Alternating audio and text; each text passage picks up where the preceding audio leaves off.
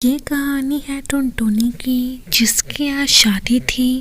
टुनटुनी के माँ बाप आज बहुत ज़्यादा रो रहे थे और टुनटुनी की माँ टुनटुनी से कह रही थी, अरे टुनटुनी बेटा, अपना और अपने ससुराल वालों का ध्यान रखना।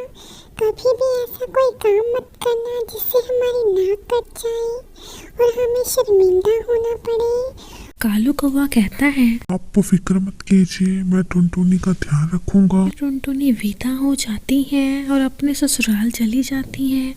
अगले दिन टुनटुनी अपने ससुराल पहुंच जाती है और कालू कौवा टुनटुनी से कहता है, टुनटुनी तुम थोड़ा आराम कर लो, मैं तुम्हारे लिए अभी खाना लेकर आता हूँ। फिर वो दोनों साथ में खाना खाते हैं और टुनटुनी खाना खाकर सो जाती है। पर कालू कौवे को नींद नहीं आ रही थी। वो कह रहा था, हे भगवान, दारू पिए बिना मुझे तो नींद नहीं आएगी और गद्दे के ऊपर तो टुनटुनी सो गई। अब मैं शराब की बोतल कैसे निकालूं?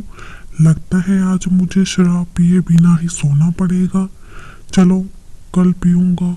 अगले दिन टुनटुनी किचन में खाना बना रही थी। कालू कौवा वहाँ आता है। अरे टुनटुनी, मेरे लिए खाना मत बनाना, मैं अपने दोस्त से मिलने जा रहा हूँ और वहीं खा लूंगा। तुम खाना खा लेना।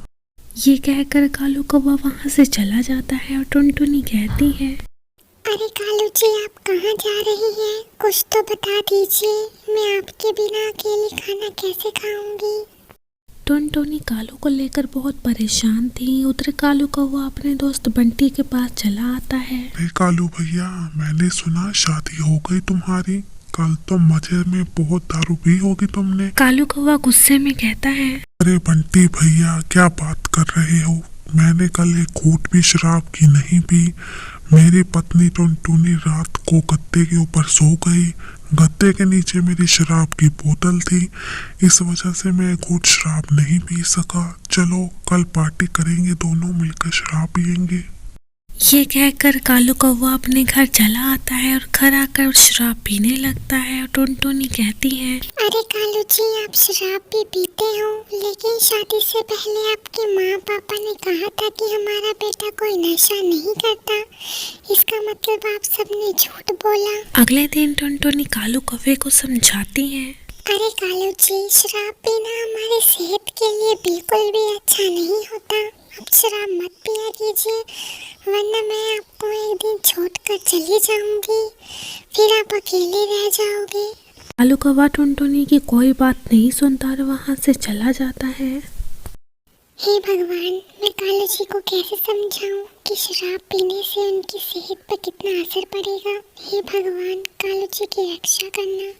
टुनटुनी कालू से बहुत प्यार करने लगी थी। अगले दिन टुनटुनी खाना बना रही थी कि कालू कौवा आकर वहाँ टुनटुनी के गहने उतार लेता है। टुनटुनी, ये गहने बेचकर मैं आज शराब लेकर आऊंगा। मेरी शराब खत्म हो गई है। कालू कौवा टुनटुनी के सारे गहने लेकर वहाँ से चला जाता है और टुनटुनी रोने लगती है। कालू जी, ये मेरी माँ के गहने हैं, मुझे वापस कर दीजिए, ये उनकी निशानी है मेरे पास। टुनटुनी बहुत उदास हो जाती है और ऐसे ही दिन गुजरने लगते हैं। एक दिन कालू कौवा बंटी कबूतर के साथ शराब पी रहा था।